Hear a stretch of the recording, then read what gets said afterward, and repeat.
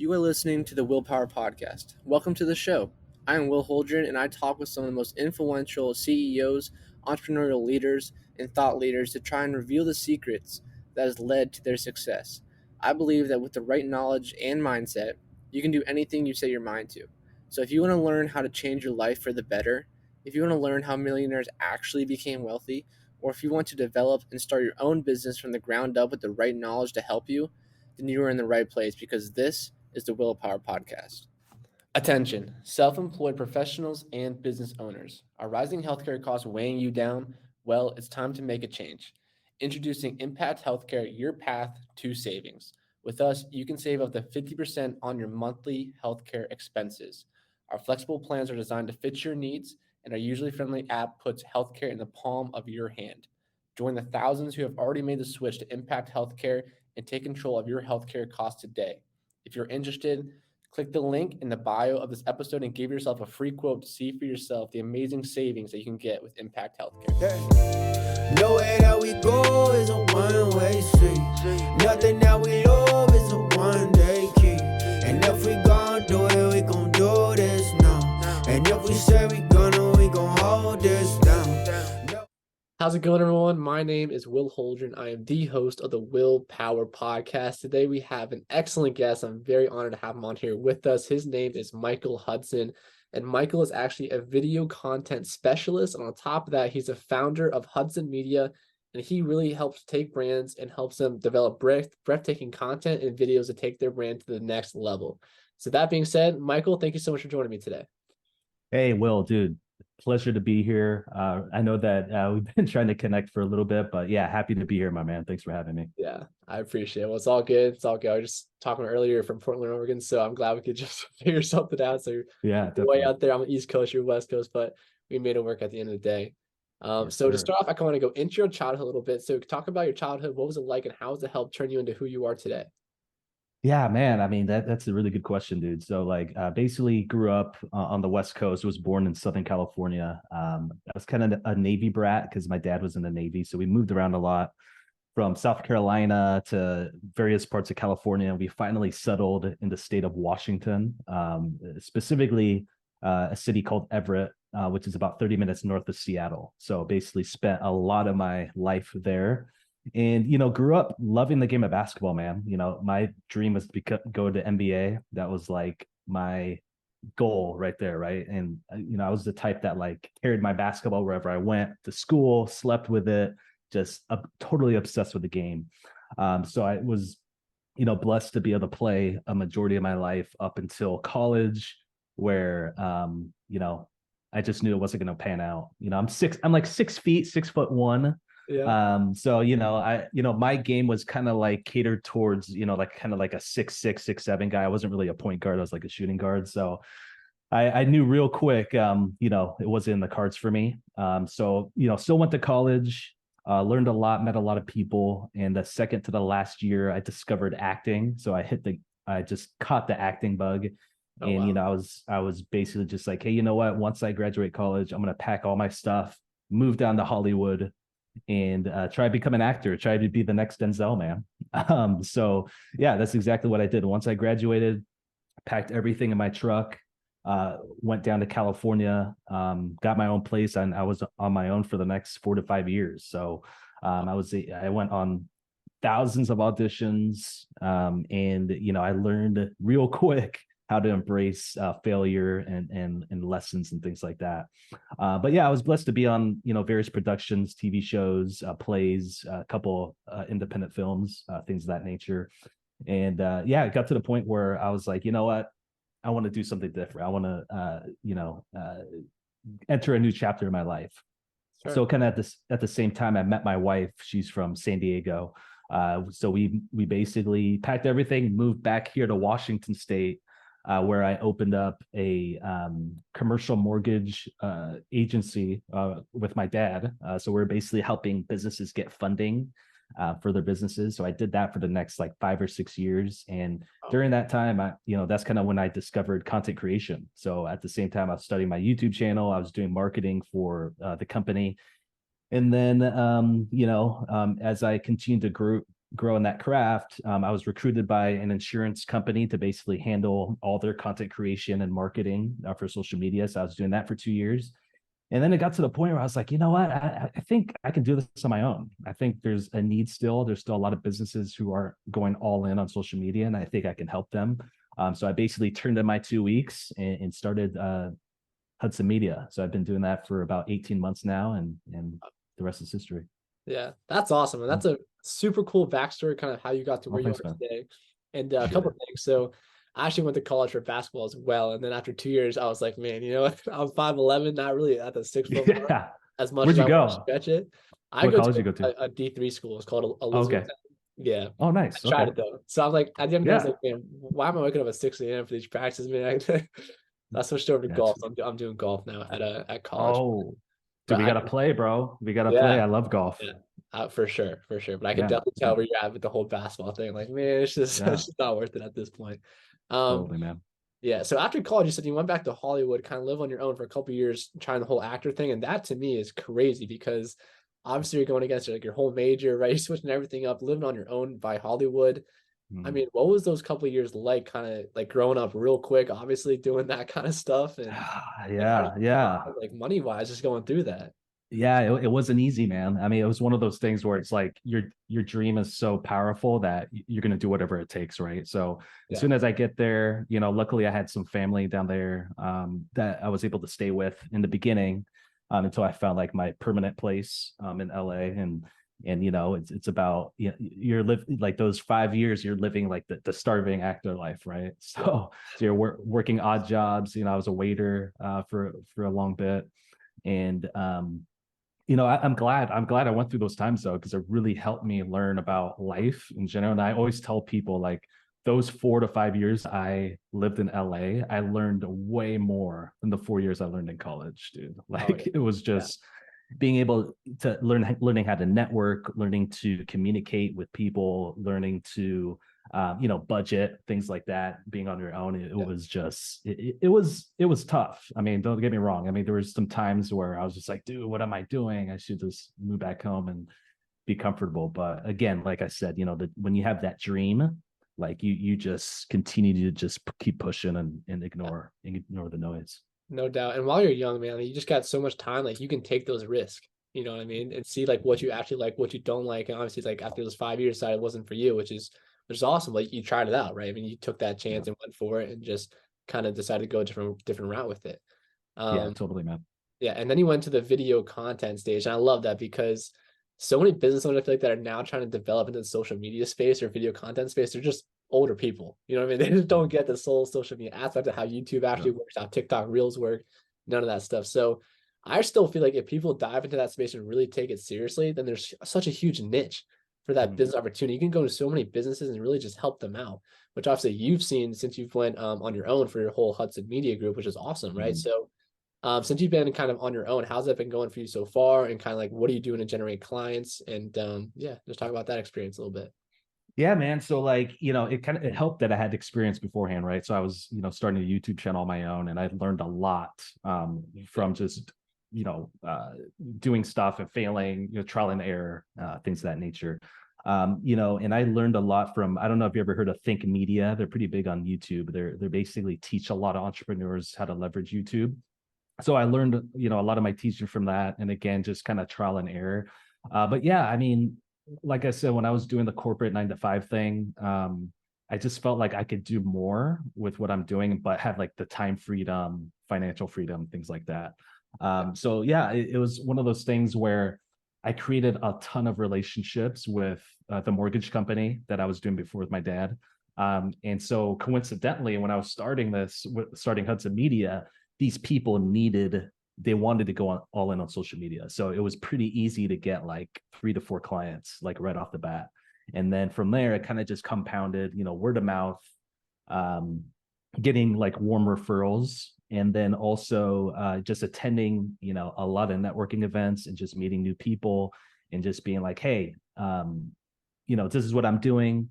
And at the same time, caring about the relationship. I think a lot of business owners don't really take that into consideration. Is like it's not bad to be friends with your clients or future clients, really caring about their goals and their dreams just helping them get there. So Yeah. I think that's one of the things that I really kind of pride myself on is just really genuinely care about people and the relationship, and then at the same time being able to care for them as clients. Yeah, yeah, and I love that, and that's really the matter of fact for like every business you want to go into. Like you got to have that in-depth relationship, and relationships are going to lead you to other people you didn't know that can potentially become Mhm. clients. So it's not necessarily pushing them as a customer, like right out of the gate. You know what I mean? It's just building that up, and over time, if it happens, it happens. If it doesn't, it doesn't. But they can still refer you to other people along the way. That Yeah. can also benefit your business. So there's a lot of benefits, and I always love just saying it. But your network is your net worth, right? And it's just so Oh, true. absolutely. Every Mhm. business owner I talk to, they just say the same exact thing. Like relationships are key, right? So no matter what you got to do, just get your foot in the door and just meet as many people as you possibly can, because you never know what the opportunities are really going to lead to. After that, Amen. Amen, brother. that's it. And so, with your media group, what services do you primarily do for these companies? Like, you guys primarily do like YouTube? Do you guys also go to TikTok, like Instagram? What do you guys primarily do for these companies? Yeah, so basically our mission is to basically make you look like superstars online. So not just looking good like in a vain matter, like looking good Yeah, on camera, but also looking good in being authority in your industry. And so we handle every part of the content creation process. So from helping generate content, scripting the content, filming it, editing it, and then posting it online.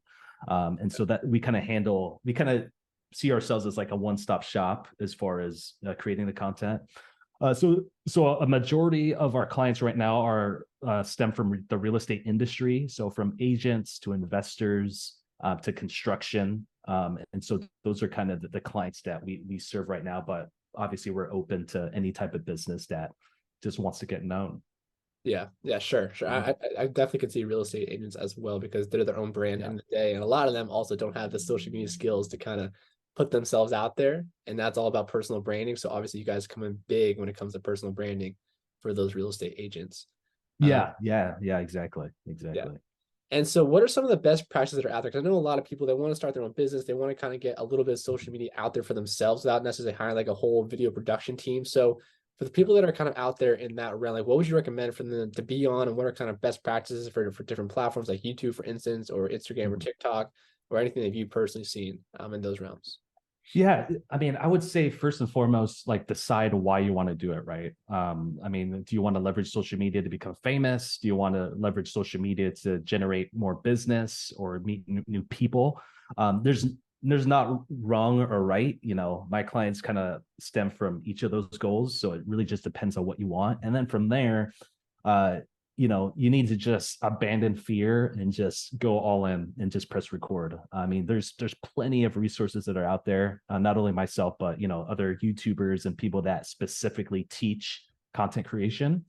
And then you just strive to become a little bit better with every video that you do. There's always going to be just like when you're learning anything new, there's always going to be like that phase of struggling and trying to figure things out, and you may not be your best on camera, but the more consistent that you do it, the better that you're going to be. As far as the platforms go, my philosophy is to be on all of them. You want to be everywhere, because the way you want to look at it is that you're planting trees, right? Every piece of content that you're putting out there is like a seed, and not everybody is going to see it, especially if you just like dedicate one platform. So for me, it's like, dude, just spread it everywhere on every single platform and post as much as you can, because again, people are going to see this, or people kind of see it as an opportunity of getting to know you, and the more they see you, the more you're going to be on the top of their mind, especially when an opportunity comes up. Yeah, I love that. So every platform Yeah. possible, right? You would definitely want to take advantage of that. I think Mhm. that there's a new platform out right now. I think it's like what Threads is what it's called. Like, Yeah. have you done anything with Threads yet?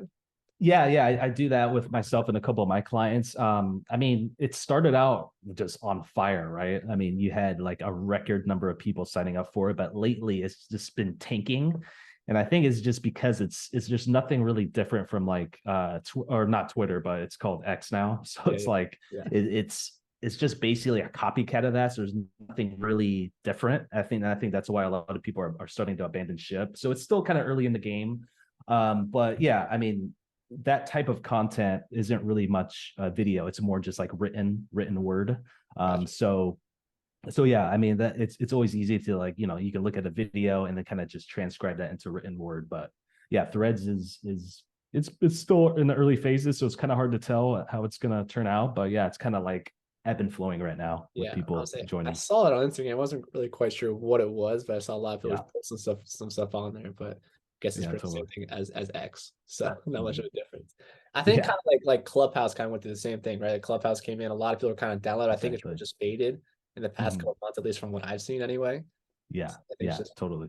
yeah, just gotta jump in front of it. Mhm. So post as much as you can. So like, what's the optimal time for like someone to post on like YouTube, for instance, or TikTok like every single day? Because obviously I've heard it from like 20 times a day to like 3 times a day to like once a day.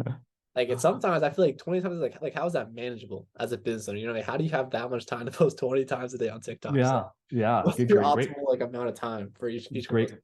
Yeah, great question, man. So again, it's going to come down to your goals, right? So if you're looking to like become famous or become an influencer, you want to post as much as possible. So I would say like at least 3 times a day, right?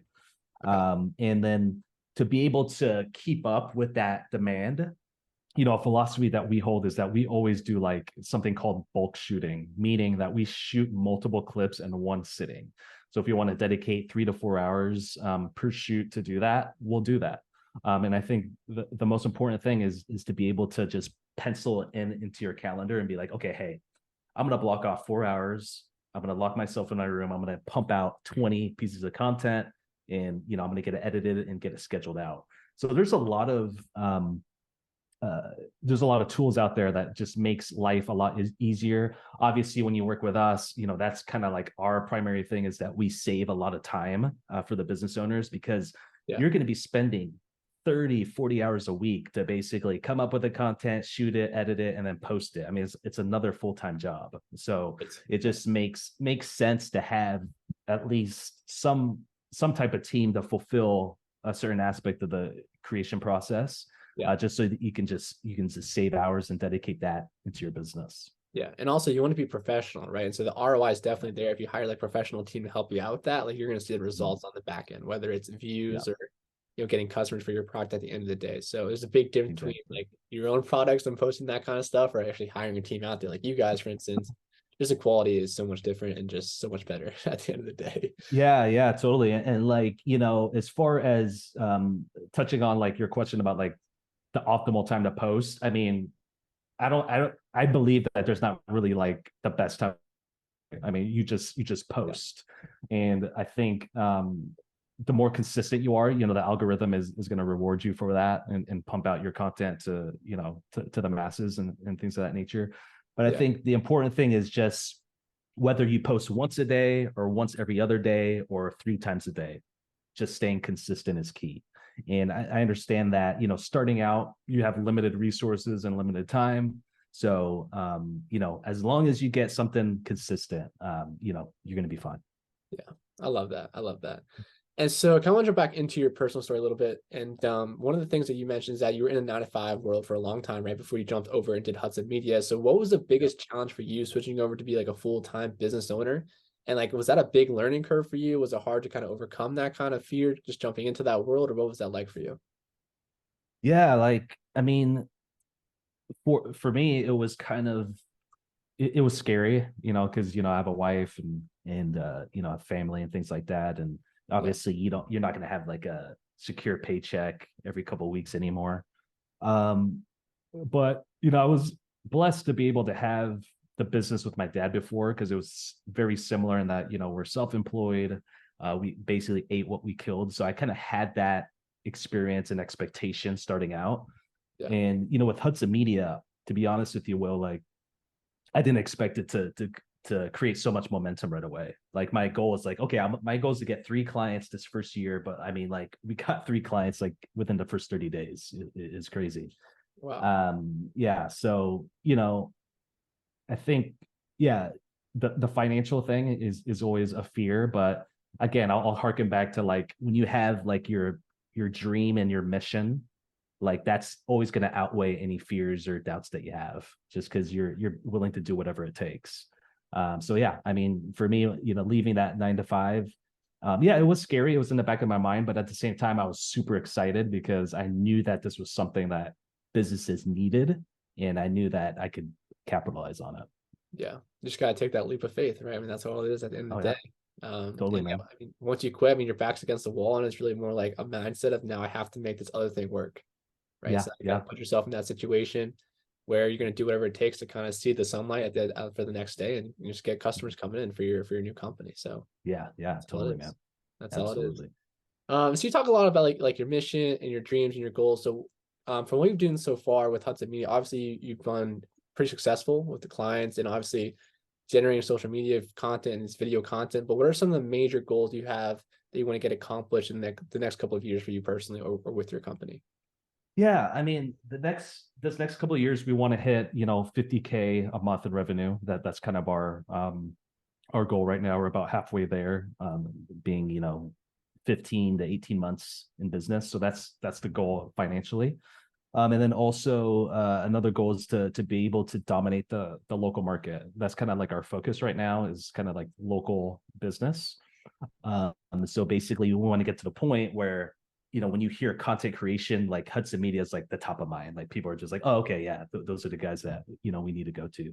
So that's kind of like the mission. And then like long term, I would love to get to a point where I'm basically just focusing on probably like 2 to 3 brands, like solely exclusively, and then have it on automatic for the other I don't want to say like smaller brands, but the people that are kind of like your personal brand. So be able to work with like 3 large companies or something like that, and then the personal brands kind of have that on automatic.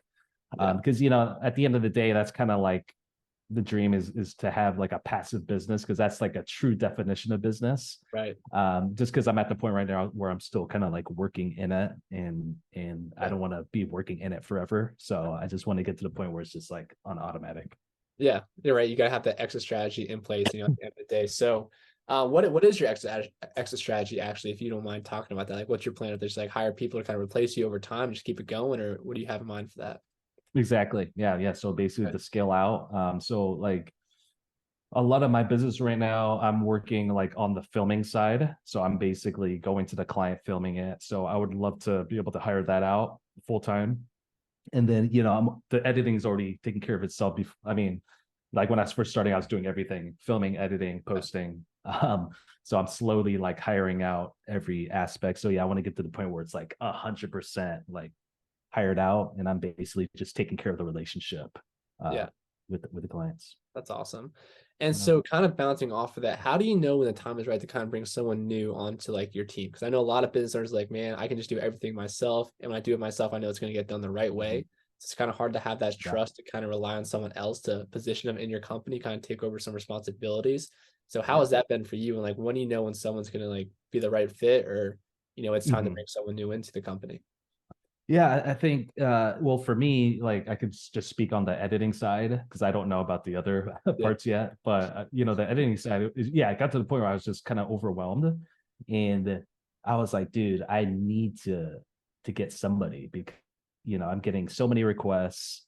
You can only edit so many videos in a day, right? And so my philosophy, or what I've learned, is like, if you can find somebody that's at least 80% as good as you, or even better, then bring them on board. And so I, honestly, like one of my best editors that I have, he just reached out to me on email because he saw one of my YouTube videos. And so he was like, hey, I'll do a video for you for free. Let me know what you think. And, we could talk more. And then, so he sent it over, and I was blown away by his edit. And I was like, hey, you know what? Not only will you do my videos, but I'm going to bring you on board to do my clients' videos. And so I brought him on, and I brought on a few more editors as well. But yeah, I mean, they're all great, and they saved me a crap load of time.